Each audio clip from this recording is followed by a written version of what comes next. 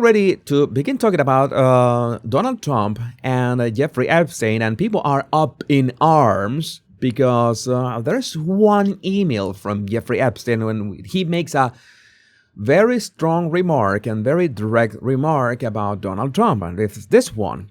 Recall, I've told you, says Jeffrey Epstein, I have met some very bad people, known as bad as Trump. So Jeffrey Epstein has met very bad people known as bad as Trump, not one decent cell in his body.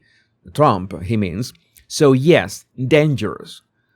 So for Jeffrey Epstein, Trump is a dangerous man. And I want to ask you a question. I want to make this as interactive as possible. What do you make of this? I mean, you say, oh yeah, somebody, let's say that somebody, X person, John Doe, says that Donald Trump is bad. There's not one decent cell in his body. He is dangerous. What would you think of that? That would be a plain statement, right? Very simple. That would be very simple. We have, for example, Jay Anderson. Jay has an amazing channel on YouTube, by the way, about this, let's say, archaeology. Well, he says, I have met some very bad people, not as bad as Trump, not one decent cell in his body, so just dangerous. Again, Jay is not exactly a fan of Donald Trump. He's just stating that. He's not making any affirmations. It's like kind of a make of that what you will. So my idea would be, if I know that Jeffrey Epstein was a literal demon, one of the grossest subhumans to ever be alive, like somebody who did unthinkable things, if he thought that somebody was dangerous or bad, could be like the opposite of him. It's like Jeffrey Epstein's moral and ethical compass was in one direction, and saying that somebody is dangerous means that their moral compass is in the opposite direction, right? Maybe he was just salty for Donald Trump kicking him out of Mar-a-Lago. That is a possibility as well. So that is the thing. But the problem is that you can imagine how liberals are interpreting this. I think that Criminal Penguin on X was the one who nailed how people, let's say on the left, are interpreting this. Epstein was the devil, pure evil. He was the most evilest man ever, and his arch-enemy was Trump. Or arch-enemy, all right.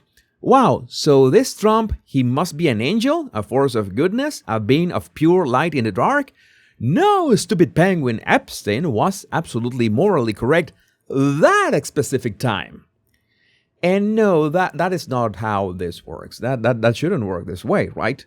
It's not that say, okay, whatever Jeffrey Epstein stood for was shady, right? If he says that Donald Trump was dangerous, must be that Donald Trump opposed him. But no, in this case, it's like this guy that so many people look up to, Kim.com. Not gonna lie, the guy is a legend in many ways. I always say that if somebody professionally has been has the bragging rights, I acknowledge that. I have no problem saying that.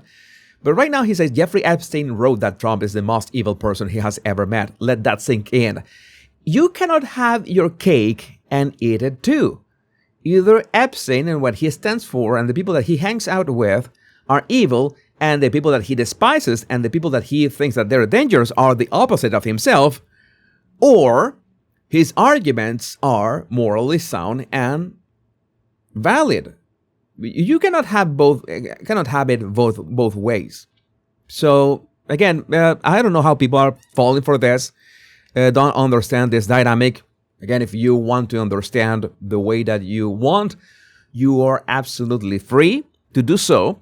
But from a pure logical perspective, it's as simple as Joshua Lysak, the ghostwriter, let's say, defines it. Bad reviews from bad people are good reviews.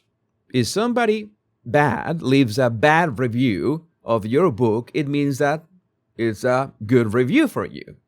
It's that simple. So if somebody bad, as Jeffrey Epstein, leaves a bad review, criticize Donald Trump, it's a mathematics, minus over minus, you have positive. It's the same. It's as simple as that. I don't know why people are making a fuss of it, but you know that everybody wants to make it like about Trump. Everybody wants to make this about Trump. Like such man replied, if we're being honest, not gonna lie, it's true. Pick related. You see the movie about Fauci, the critics in that side. I'm not gonna mention this side. The critics said that it was amazing, and the public said that it was trash. And the movie Melania, you saw that the critics said that it was trash, and the public said that it was amazing. So yes, that's when you say that this paid-for sites, you know what to expect. You know what to expect from these paid-for sites. And we also have this. Trump was an informant. I bet that is driving the liberals absolutely bonkers. And I don't watch Asmongold that much, but it seems that he had base takes every now and then. And I was watching this. This was fun. Let me go and search Trump. Donald Trump. Witness. It's witness information. Wait, Donald Trump was a witness in this, right? That's what it says. It says witness information. And it says age 70. So this was 9 years ago because he's 79 now. He was an informant. Yes, he was. And this is an open secret. Everybody knows this. Yeah, people are finding out about this. And then you find the same, I don't know if this, I could say the word duplicity. I don't know if the word duplicity applies in here, in which people say when they see DOJ or an Epstein file that says that Donald Trump was doing things to kids, that is true. That is absolutely true. When they see an Epstein file document that has the exact same weight, and let's say the weight, metaphorically speaking, from the first one, and the second Epstein file says that no, Trump was a witness. Trump was. In fact, you can prove that. There's so many ways to prove that. You have no way to prove the first one. And there are so many ways to prove that, Trump was actually helping victims. No, that is, that none of that has been confirmed. None of that is true. All that is a fabrication, and you can never win. That's what I tell you. So somebody has a Trump derangement syndrome. You can't do anything about that, but you can send my videos to maybe your family and friends that are on the fence about this. Maybe they are still reasonable. They can still listen to reasons and logic and critical thinking, and maybe they can just ask the question, maybe I've been duped by the legacy media, and that would be more than enough. Let me know what you think about this in the comments. My name is Jesus Enrique Rosas. I'm the Power Pundit. Much love.